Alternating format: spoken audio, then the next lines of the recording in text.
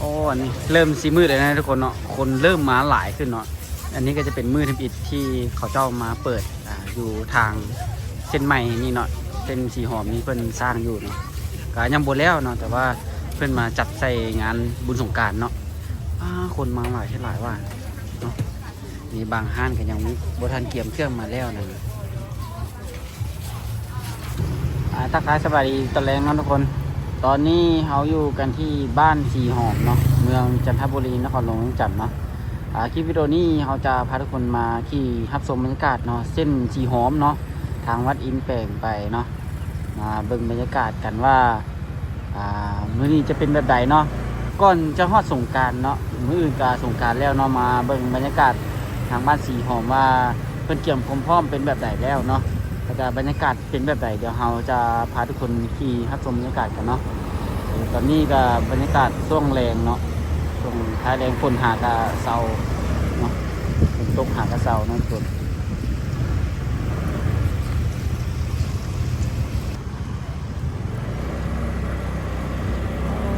ฝนตกบุดนเนาะตกแป๊บเดียวเนาะก็เย็นให้มีความชุ่มชื้นขึ้นมาหน่อยหนึงก็โอเคเนาะอากาศเย็นขึ้นมาเนาะมีบรรยากาศน้ำแรงเลยทุกคนเนาะเลี้ยงก่อนกินเลี้ยงมื้อสุดท้ายก่อนสงกรานต์เนาะทุกคนเนาะบางพวกบริษัทเขาเจ้ากินเลี้ยงเนาะบริเวณต่างๆเนาะที่มาพาทุกคนมารับชมบรรยากาศว่าบรรยากาศจะเป็นแบบไรเนาะการเก็บความพร้อมแล้วก็ต้อนรับปีใหม่ลาวนี่จะเป็นแบบไรจะม่วนจะมันปานไหนเนาะเบิ่งการเก็บความพร้อมกันก่อนเนาะจะเป็นแบบไร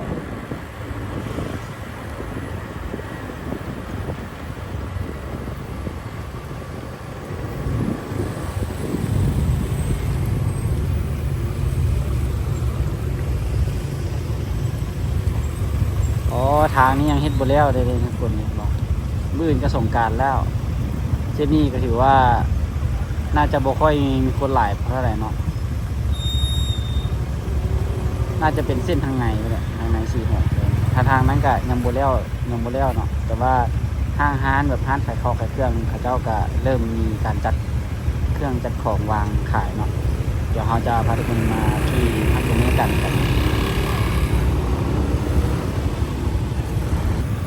ตอนนี้คือเห็นได้เลยว่ารถติดแหงนะทุกคนรถติดเลยติดตั้งแต่ตอนที่เฮาท่าไฟแดงยังบ่ค่อยยังบ่ได้ขยับไปเพราะเท่าไหร่เนาะโอ้ตอนนี้พื้นที่คนกิ่งขึ้นมาสูงก้อนทางที่เฮาขี่นี่เนาะอยู่ณปัจจุบันเนาะสูงขึ้นมาประมาณเกือบกาดหนึ่งเนาะโอ้เขาเฮ็ดสูงขึ้นมาบ่แน่ใจว่าเพิ่นจะเฮ็ด2ฝากหรือว่าเฮ็ดแต่ฝากเดียวเนาะทางภูเขากีดมันเทขึ้นมาเลยเนาะ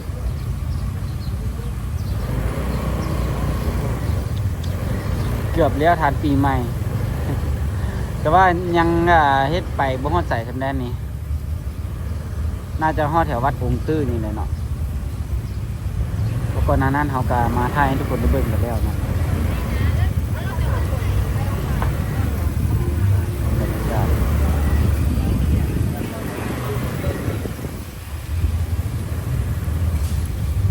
ไปได้อยู่บ่จะขึ้นมานี่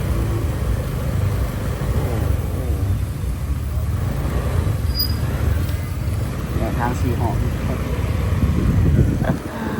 ยังหมดแล้วเท่าเลยเชคอนกรีตยังมีแต่น่าจะไม่เลนเดียวเลยบรรยากาศฝั่งนี้เนาะทางฝั่งนี้ยังคล้ายเนาะแต่ว่าจะมีรถเที่ยวมาอยู่บน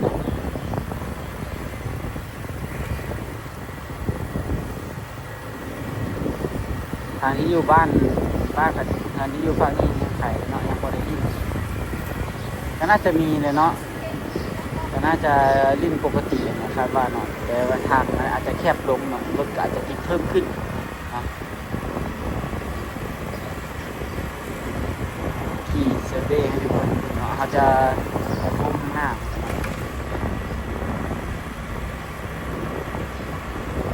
ก่อนสงกรานต์มื้อนึงเนาะทุกคนที่พาทุกคนมาตรงนี้ครับโอ้ขายอาหารนี่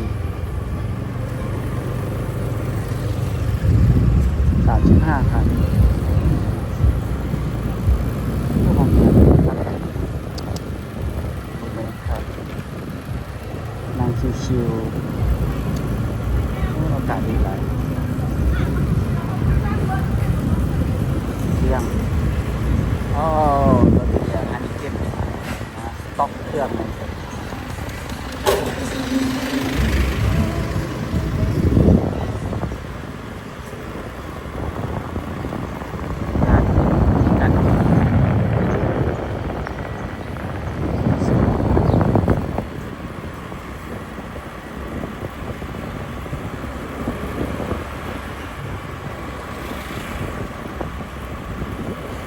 โอ้สีงานหลังนี้เปลี่ยนอีกแล้วนี่กี้ก็สีอันไข่เนาะเดี๋ยวนี้เปลี่ยนอีกแล้วอันนี้มันน่าจะเป็นสถานทูต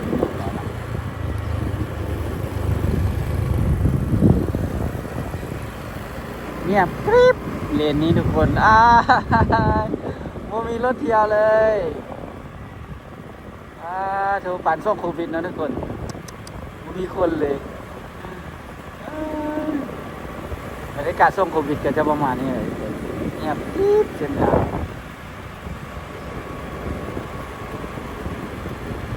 ธาตุดำจะเลี้ยวซ้ายนะทุกคนจะไปท่ายทางสีหอมให้ทุกคนได้เบิ่งเนาะ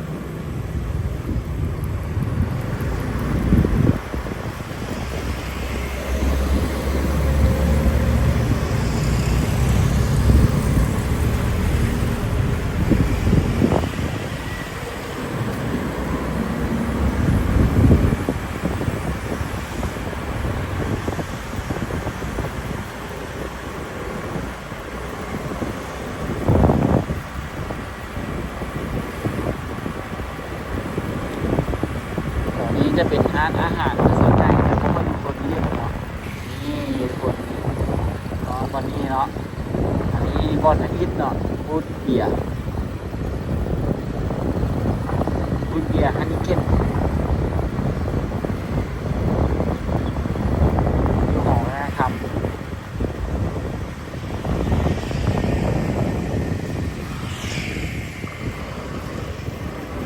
นี่ไปครับขี่เข้าไปถ่ายได้หรอ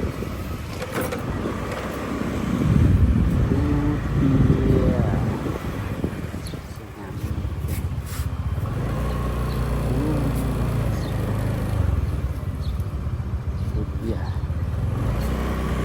ร์ฮันนิเก้นนะทุกคนนี่เป็นราคาเนาะ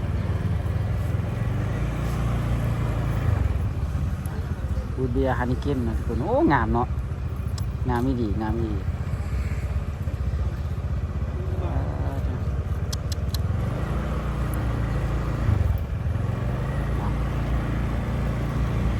ไป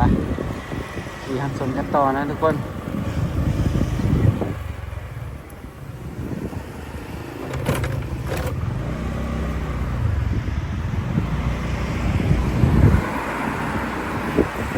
เส้นนี้แล้วสิคึกคืนนะเส้นนี้คนน่าจะหลายเนาะเส้นนี้กับเส้นข้างในเนาะเดี๋ยวเราขี่เส้นนอกนี้ก่อนอันนี้ดราก้อนเฟสอีวอลอันนี้ตัวที่สองเนาะเป็นของเบียร์ลาวเนาะแบบนี้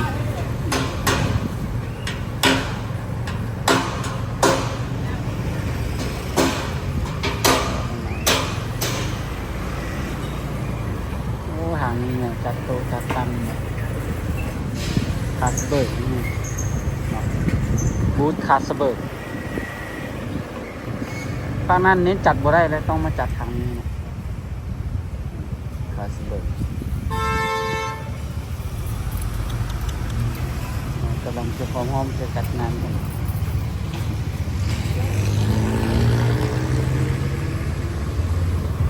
สองฝากทางเลยนะทุกคน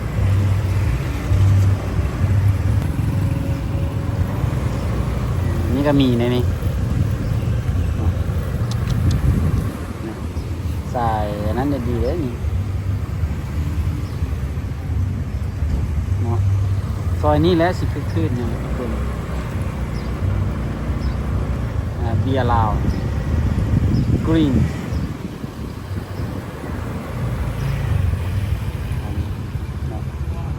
อ๋อจะมีดีเจมาเปิดเพลงพร้อมโอ้มีดีเจไทยพร้อมไม่ถึงนะจะมาเปิดเพลง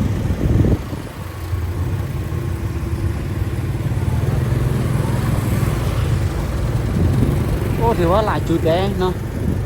เดี๋ยวเราซอกป้อนจอดรถก่อนคาสเบิร์กตั้งนี้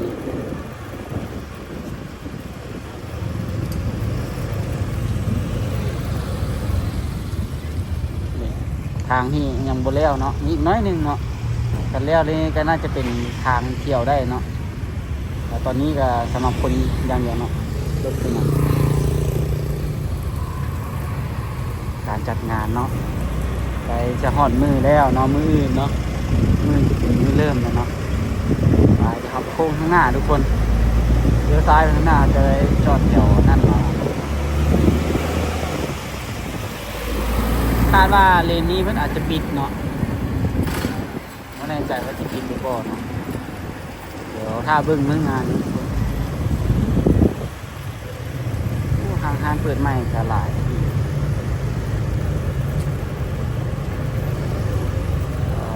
ปิ้งไก่โต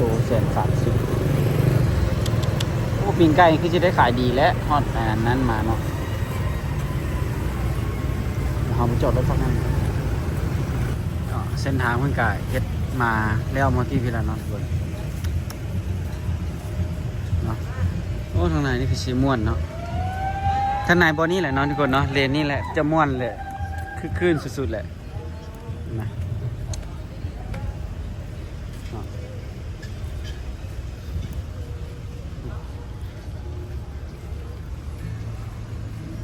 อันนี้จะเล่นสงกรานต์แล้วจัดงานกันก่อน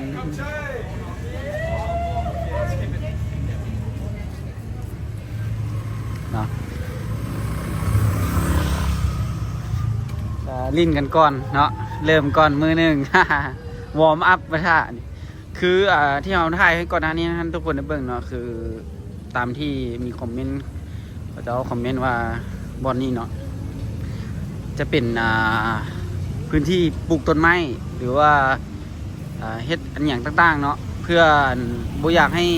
เส้นทางมันใหญ่โพดคำว่าเส้นทางมันใหญ่กว้างโพดแล้วจะให้คนขี่รถไวขึ้นเนาะแล้วจะมีแบบทางเลี้ยวซอกแซกหน่อยนึงเนาะมันจะบ่เป็นทางซื่อไปเลยเนาะ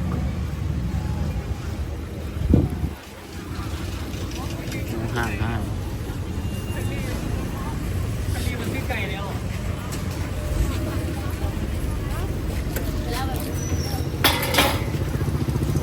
ให้เข้าเฉพาะอันนั้นนะจะบอกนี่สุดง่ายเข้าเกี่ยมงานเนาะ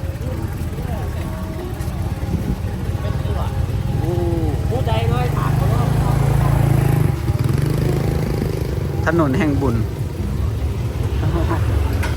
ได้ชื่อไม่เลยนี่ถนนแห่งบุญเนาะ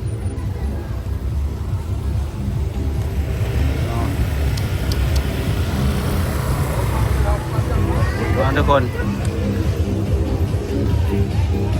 คือสีคักอยู่แล้วนี่นะโอ้บอนที่มันพื้นที่มันเป็นตลาดเนาะตลาดกลางคืนนะทุกคนเขาเจ้าออกแล้วเจ้าจะมาจัดงานนี้บอกอันนี้ไม่แน่ใจว่าเป็นงานอย่างเนาะ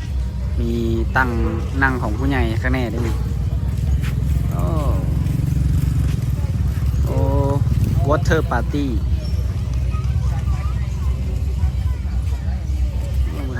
ห้างห้านก็เลยได้ยับออกมาทางทางพี่เลยนะทุกคนเนาะปกติจะเป็นพื้นที่ห้านเลยเนาะเจ้าเห็นอย่างหมดเลยเนาะ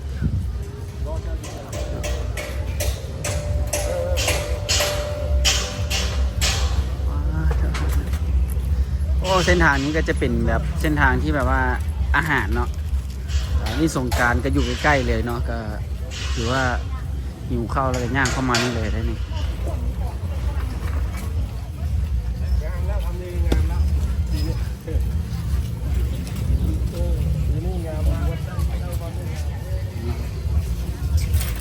งานโอ้ถือว่าคักได้เนาะคันเฮ็ดแบบนี้ก็คักได้เนาะ ในแบบนี้ก็บอกให้รถเข้ามาเลยนี่ก็โอเคเลยเนาะ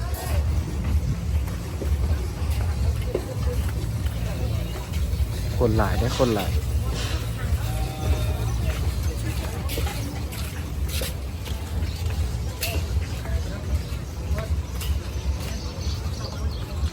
ขายกระหิบเร่งตกแต่งห้านเนาะขายเครื่องเริ่มขายเมื่อนี้ไปเลยแล้วนี่เมื่ออื่นกับบุญเลยเด็กทุกคนมีสงกรานต์บุญปีใหม่ละแล้ว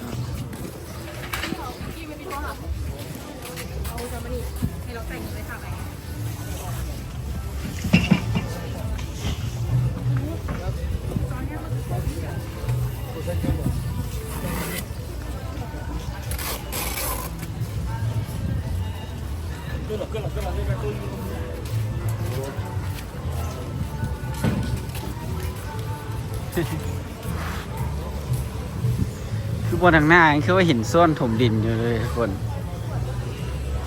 นั่งยิงแถวนี้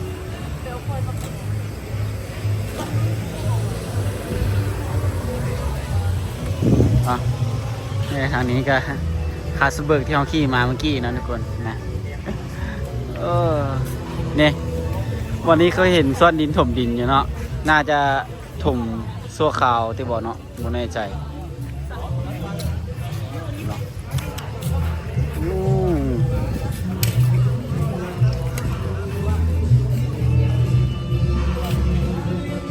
ก็ชีสุดทำนี่ทุกคนทางหน้าก็จะเป็นทางเข้าอีกทางหนึ่งเนาะก็เข้าได้2 ทางนะทุกคนเนาะ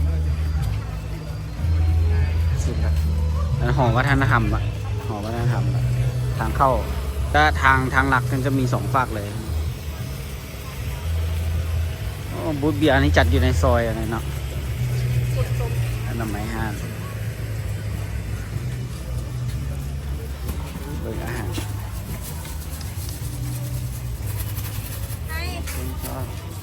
อ่ะ โอ้อันนี้เริ่มซีมืดเลยนะทุกคนเนาะคนเริ่มมาหลายขึ้นเนาะอันนี้ก็จะเป็นมืดทิพย์อิฐที่เขาเจ้ามาเปิดอยู่ทางเส้นใหม่นี่เนาะเส้นสีหอมนี่เพิ่นสร้างอยู่เนาะก็ยังบ่แล้วเนาะแต่ว่าเพิ่นมาจัดใส่งานบุญสงกรานต์เนาะคนมาหลายว่าเนาะ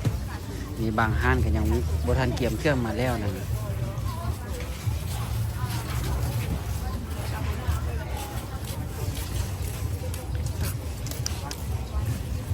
เห็นอันนี้นี่ก็คักเลยเนาะมันเป็นมันแบบมันไหม้บ่รู้สึกแปลกตาเนาะ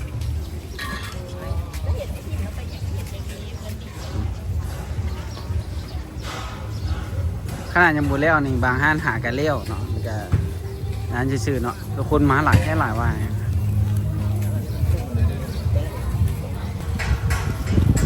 แล้วสาวหอม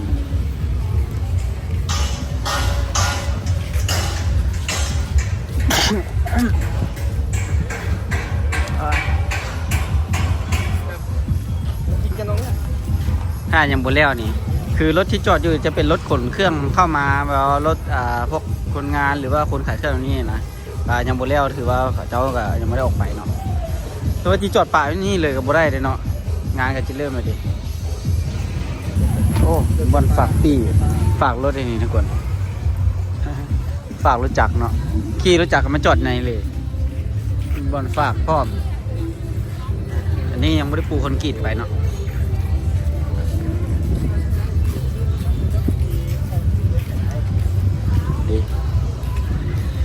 โอ้ยรถทางเข้ามาบ่ได้ก็จังสิขบูนเข้ามาเนาะโอ้ยจะแม่นมักสบายแท้โอ้ยตกเหลือบ่เกือบอีกน้อยเดียว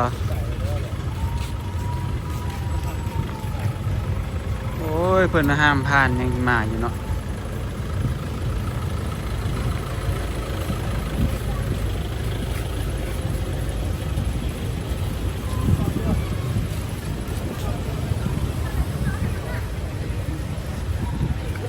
ก็จะประมาณนี้นะทุกคนเนาะกับภาพบรรยากาศ